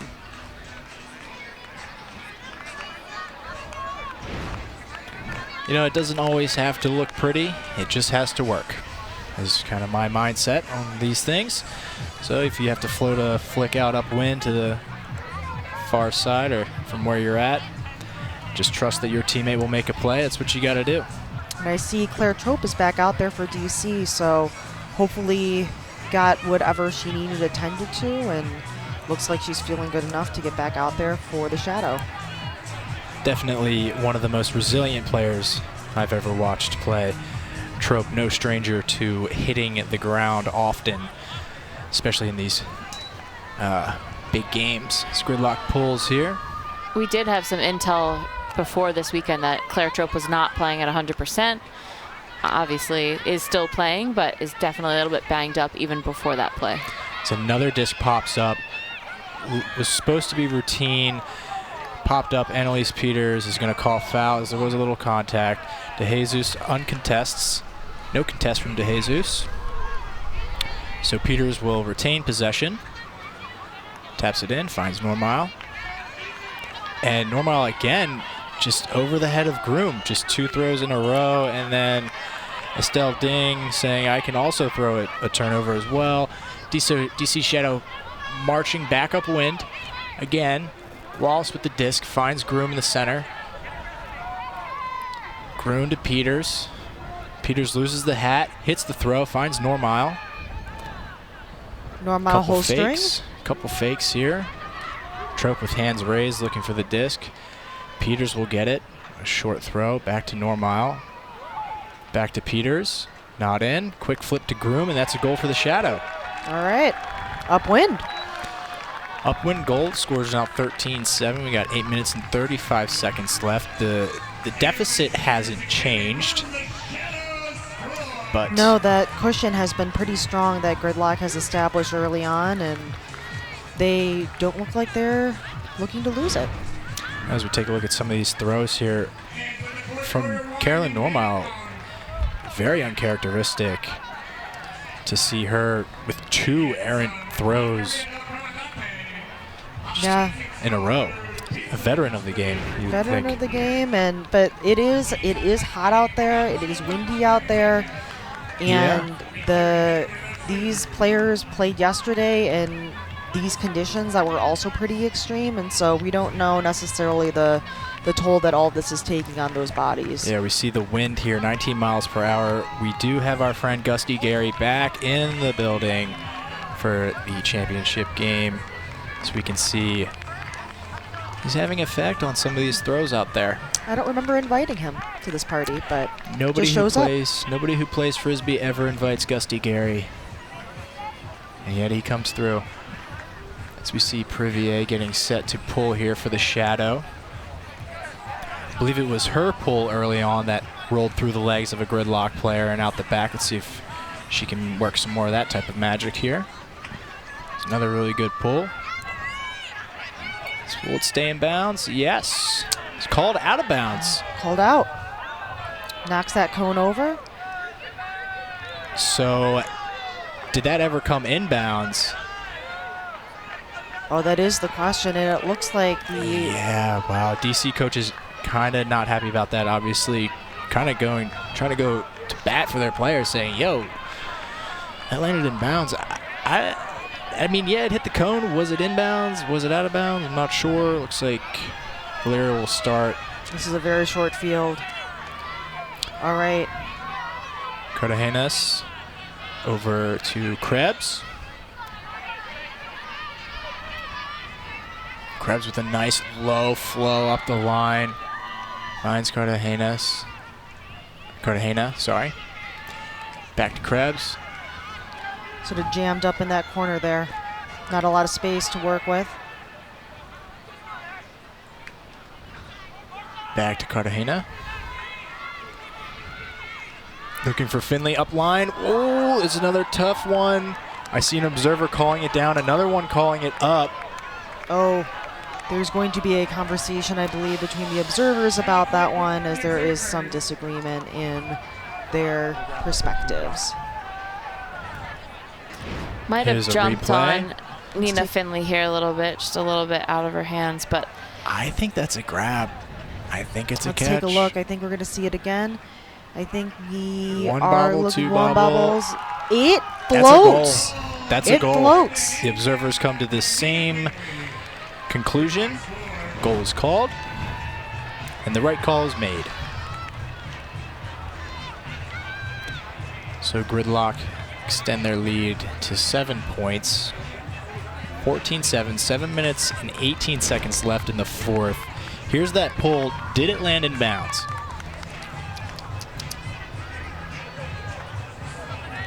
that looks in bounds. It looks on the near side of the cone. Yeah. And it's in the end zone. That looked in bounds. Yeah. All right, oh man. Wow. Doesn't get any closer with that. That's a grass field. Yeah, you would probably call that one down. But here we are on some very warm turf, and the wind is looking more gusty and more aggressive. I am seeing these tents down on the field really getting shaken up, and so as we conclude this game, as you see the jerseys on the players blowing in the wind, just know that you might not be able to feel the conditions at home, but the players are sure experiencing them down on the field. Good old Gusty Gary. As Manuel Cardenas will look to pull here for the Gridlock.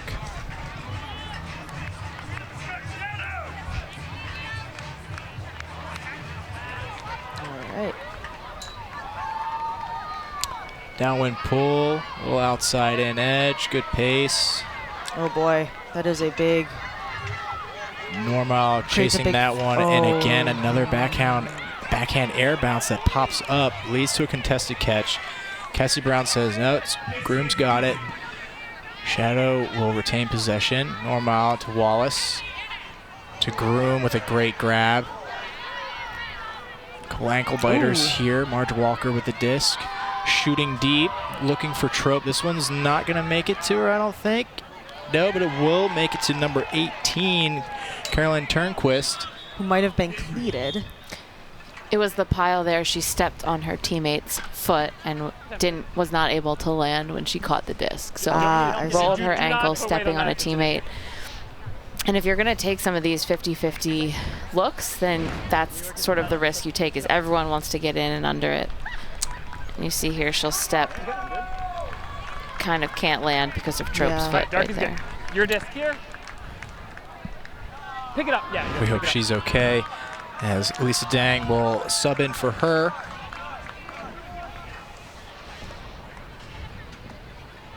Shadow offense communicating, trying to get organized. As they fall into a vert. Dang finds Wallace. Wallace to Groom, to Dang.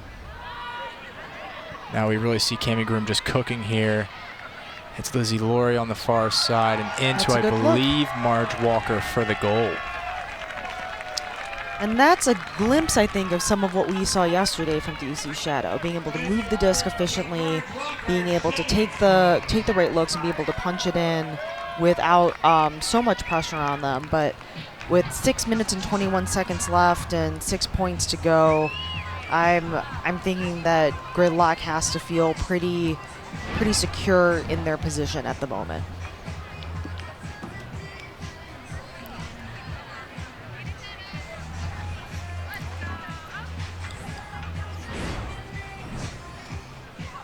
All right, so we are getting ready. I am not sure if we are in the process of it does not look like we're calling our heat timeout at the moment.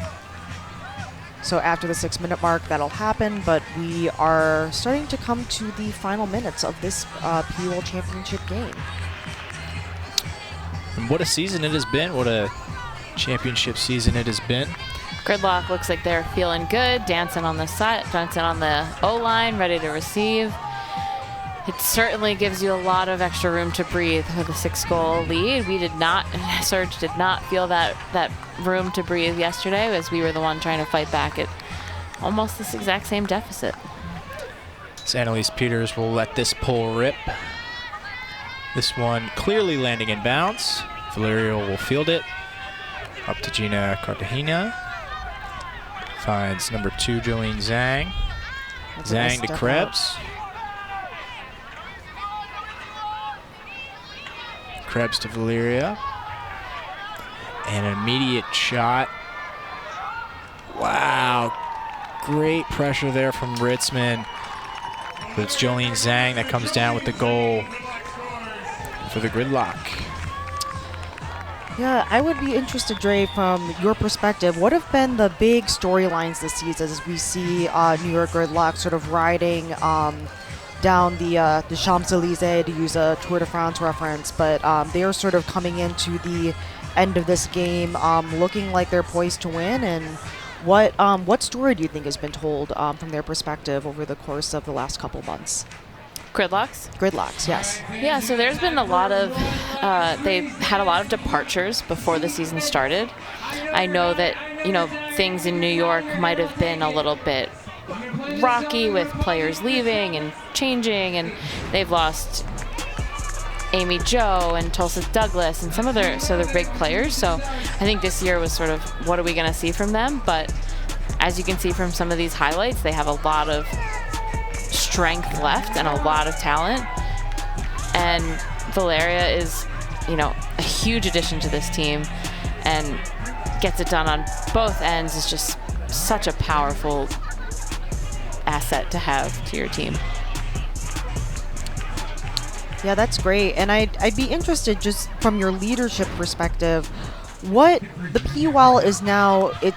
We had sort of an in-between season, but there's been several seasons now of this league. And where do you think the organization, what sort of future does it have to look forward to going into the next couple of years? Yeah, there's been some steady growth. We've also had teams depart, like Revo, and this year the Columbus Pride have left. So we obviously want to keep growing, keep expanding teams. That's tricky when certain teams leave. But yeah, I think it's going in the right direction, and the popularity is growing for sure. And we're also continuing to attract such key players. We see here Lindsay McKenna, Raha Muzaffari, Kemi Gurum, Claire Trope, Valeria Cardenas, Manuela Cardenas, and Nina Cartagena, all playing for their respective world's teams. And so there'll be familiar faces for you to see if you tune into those championships. 5 in this game right here. So Absolutely. 5 stars. We'll head to break, and we'll be back for the rest of the fourth quarter after this.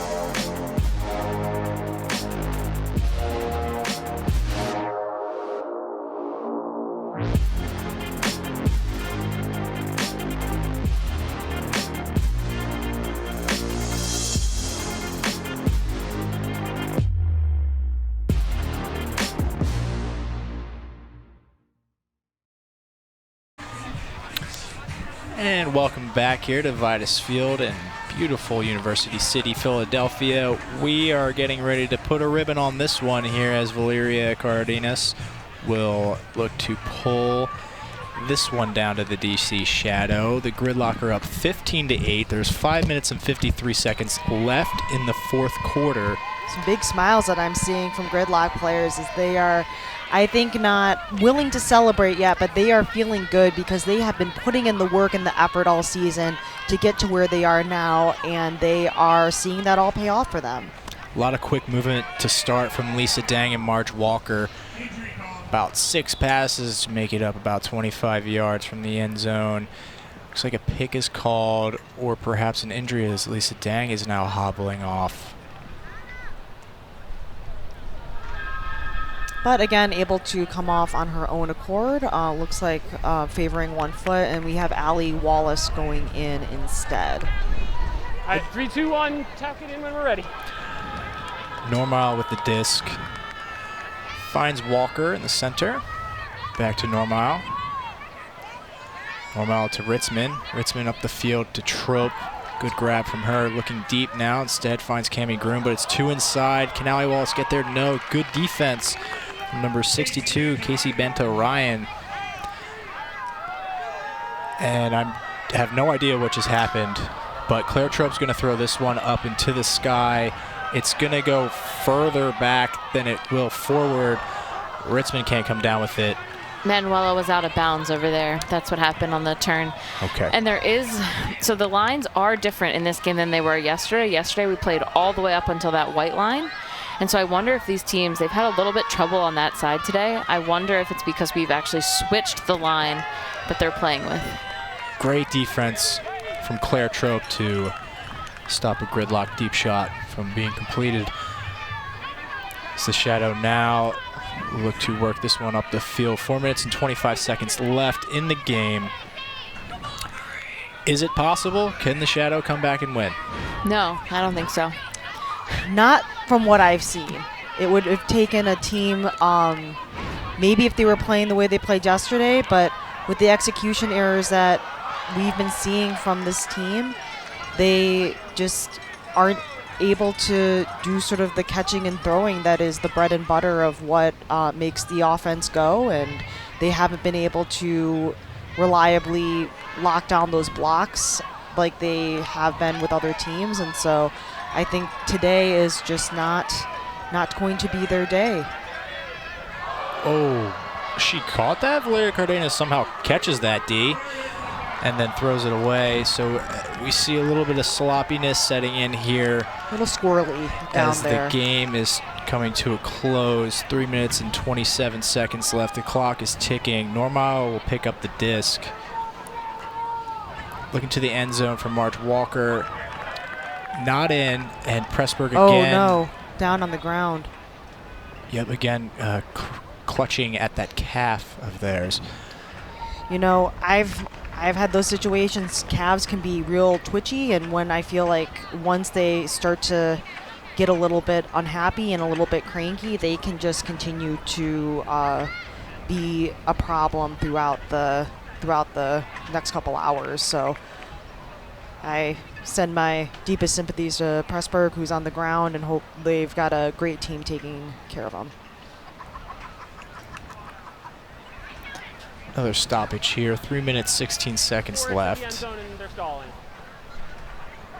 Certainly a lower scoring game than we've seen typically.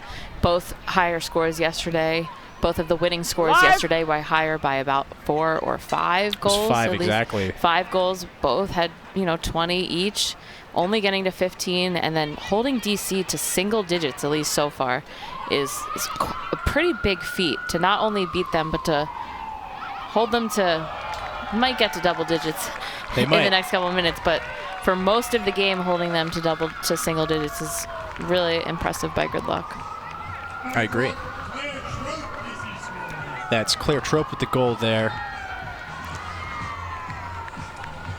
Nice grab by her. Take another look. Yeah, that was a nice attempt by Cassie Brown there to get that bid, but not quite connecting on it this time. So we have the Gridlock up 15-9. There's 3 minutes left here in the fourth. Do see the Gridlock players moving a little bit slower to this O-line. De Jesus kind of having to shepherd her players down, reel them in, because PUL does run on time between points. I believe it's, what, 70 seconds between points? I'm asking? That seems right, Yeah. yes. Okay, cool. At least to signal, I think, readiness. And then another, I think, 20 before the pull goes off. And I've observed one of these games, so I should know that, but the numbers would need to be refreshed before I got back out there in the orange or the green. Yes, as I believe Jess Sourbeer will look to pull this one. Well, that is a nice pull from Sourbeer. Good pull, a lot of pace. Megs Valeria. Somewhere someone has to do 5 push-ups for that. Cartagenas with the disc. Cartagena with the disc finds Cardenas. A lot of pressure, short passes. Krebs on the under. There's 2. New York Gridlock is covering that deep space, although it's not looking to come for them. Oh, and there is a turnover and a short field for DC to look to score. Krebs is human. She does make mistakes sometimes. Jesso with the disc on the far side.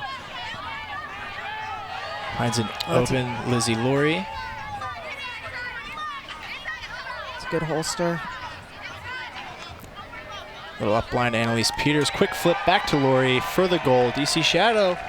There's the double digits now within 5. 2 minutes and 5 seconds left. It kind of feels like maybe they're not out of it. I think they want to believe that.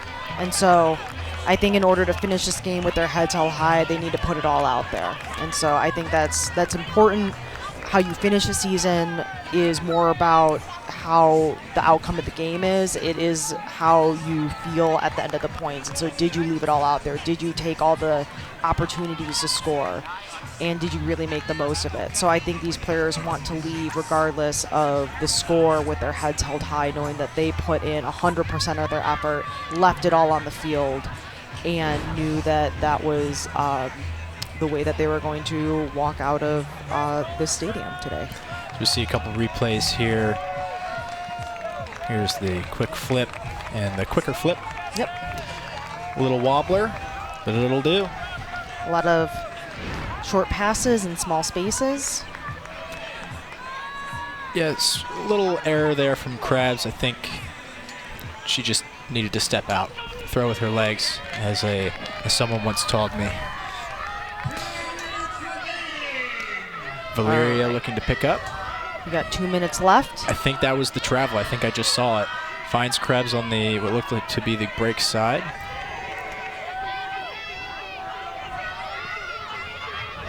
Krebs completes this one to Hlavity. Back to Krebs. Up the field to Cartagena. Cartagena with a Blady shot right into the hands of 00 Emma Jones. You're getting close to a minute. We're just under 90 seconds left. Quick movement. We have Lauren Johnson with the disc here on this close sideline. Minute 15 left. Emma Jones to Allie Wallace. Wallace to Groom. Groom, oh, great layout D from Krebs. Looks like number 46. That's Graham Cunningham is calling a foul. Looks like maybe thinking that the defender came over her shoulder, but we're going to get another look at that play. It's a hard angle to see. I'm thinking it's clean. Looked clean from my eyes up here. Going with my gut. What do y'all think? I'm thinking that we're going to go to the observers for a ruling. We're going to play Jolie's certainly clear view in here. So going back. It's going to be a foul. Contested To me, foul. it looks like Jolie's hand got there first. She swipes it away. Maybe after the swipe, her shoulder might hit Graham, but Yeah. she beat her to the disc and got there and was able to knock it away. I don't think Graham still had a play after that. See I see what Groom you're with the saying. disc. Finds Wallace on the reset. And for the observers to not see that, that's a pretty crucial call at the end of a game to not have visibility on, especially with 4 observers here. Yes, I agree. 48 seconds left. As the Shadow look to work it up the field. Groom with the disc on this close sideline. Again has Wallace. Puts a flick out there. Wallace with a great layout grab to save possession. And then ends up throwing it away. Tough one here for the Shadows. Time ticks down, 30 seconds left. Valeria Cardenas with the disc to start. Immediately shoots to the end zone. A wide open Gina Cartagena. I have a feeling a pick was called. Yeah, all Gridlock has to do is possess. And they don't have that much time left on the clock before they'll be able to claim their victory on this game. 25 seconds left. I don't see the Shadow making the comeback at this point. I think we can call this one a win for the Gridlock as Cartagena with the disc on the far sideline. Up the field to Hlavity. I think they wouldn't mind having one more, though. Inside shot to DeJesus. Nice saving layout clap catch for the goal there. 10.7 seconds left. Gridlock up 16-10 as we get set to kind of close this one out. Do you all have any like final thoughts or anything like that? Anything to look forward to? Is there a silver lining here for the Shadow? Just to acknowledge Gridlock. I mean, they've been in the league since 2019. I played for them for 2 years. They've been sort of knocking on the door every year. Have always been a contender, have always been a top contender. So to see them kind of, fight for years and get it done is pretty cool. I think, if you had asked people to put money on it and to bet, this is not the outcome we would have seen, but they were able to show up and play the exact game they needed and outlast DC's depth and talent. Absolutely. I think, again, also want to give a lot of props and a huge shout out to New York Gridlock in being able to finish the season.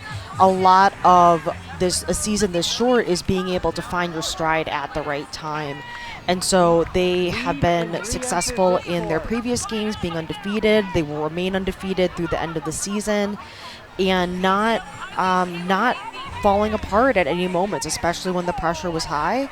I think DC is going to have a lot to think about on the ride home and over the course of the next days, weeks, however long the memories last. But I think that this is going to be a tough pill to swallow for DC. I agree. As Normal will start the disc.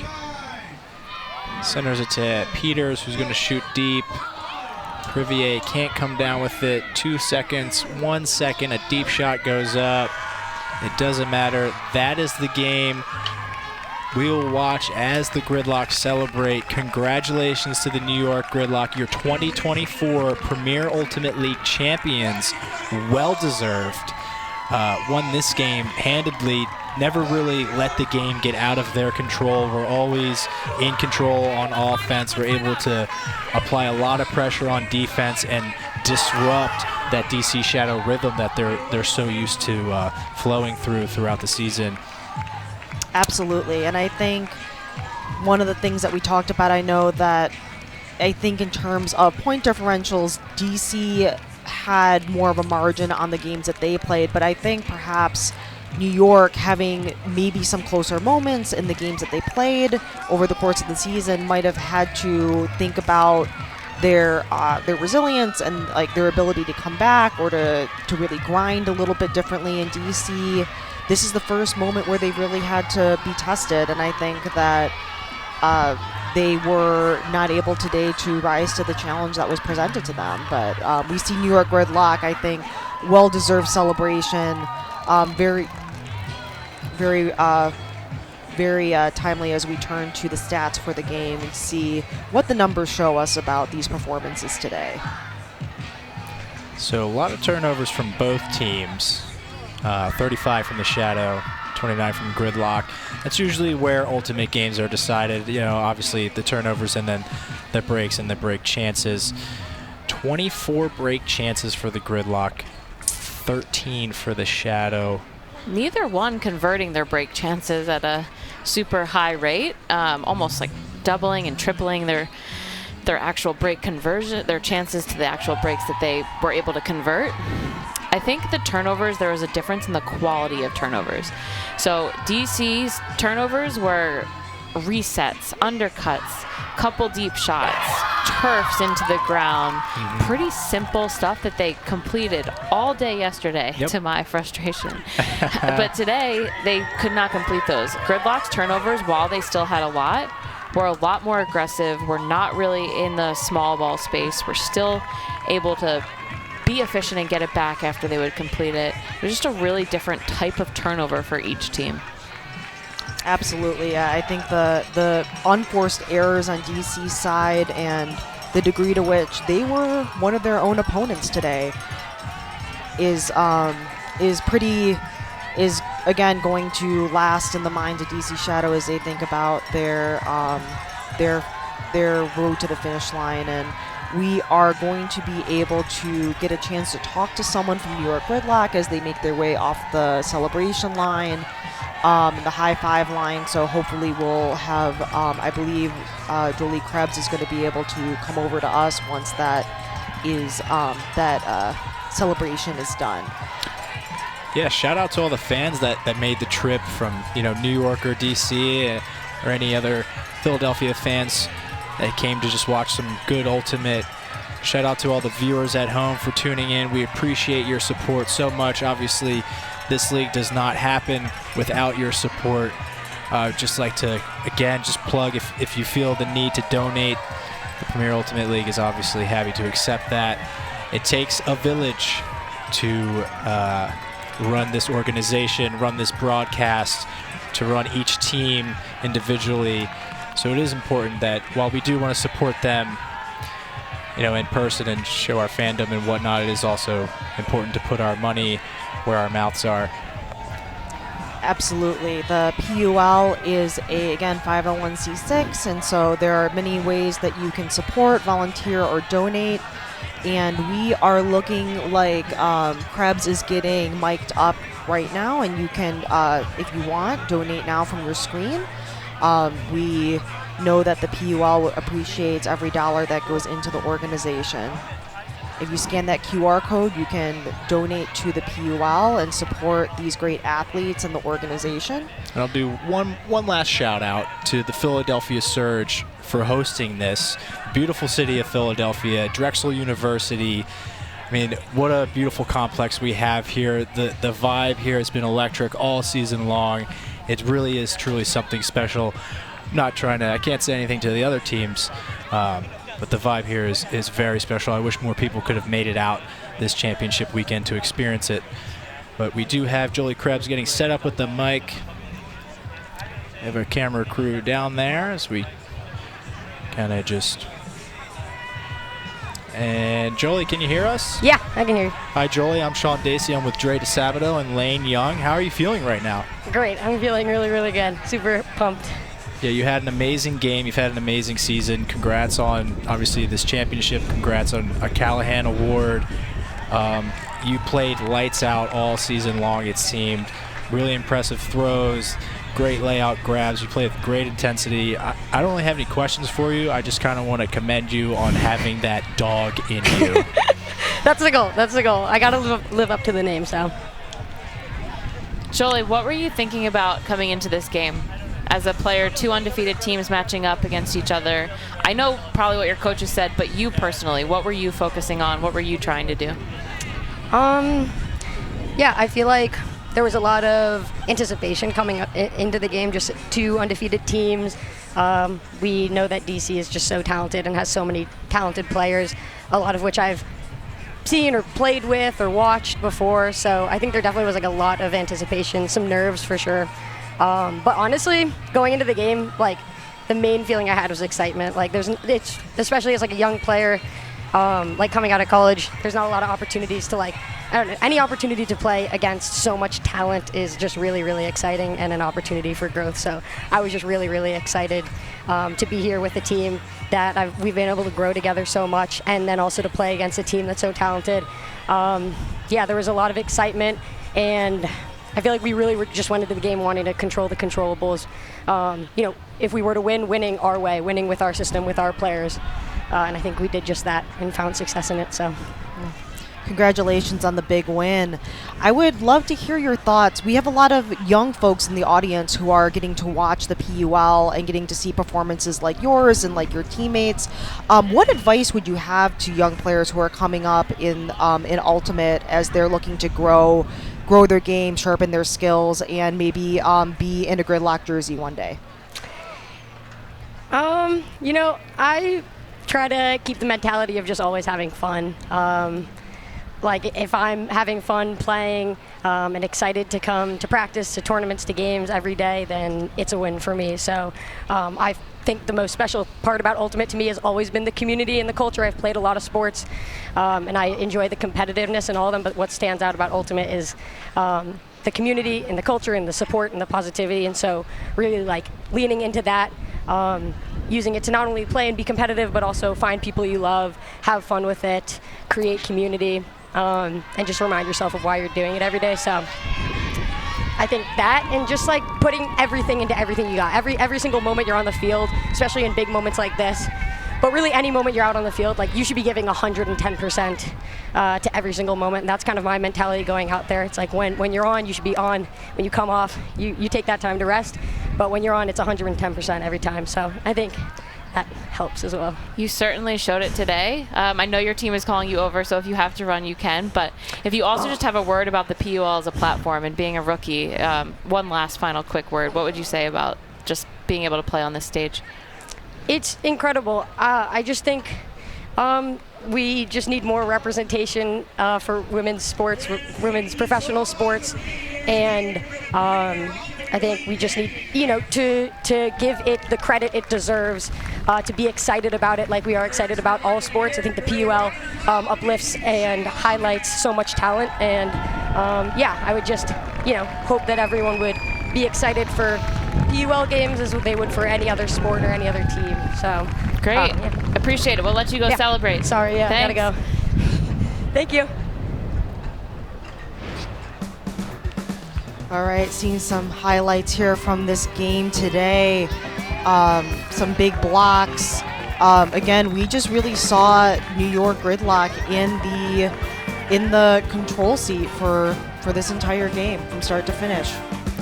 Yeah, just having the pressure on defense and relentless on offense, not making too many mistakes early, allowing them to build that lead, and then as they had made more mistakes later on, it didn't really matter. The lead was set, it was fine. So New York Gridlock are your 2024 Premier Ultimate League champions. We'd like to thank you so much for joining in, and we will see you in 2025 for the next season.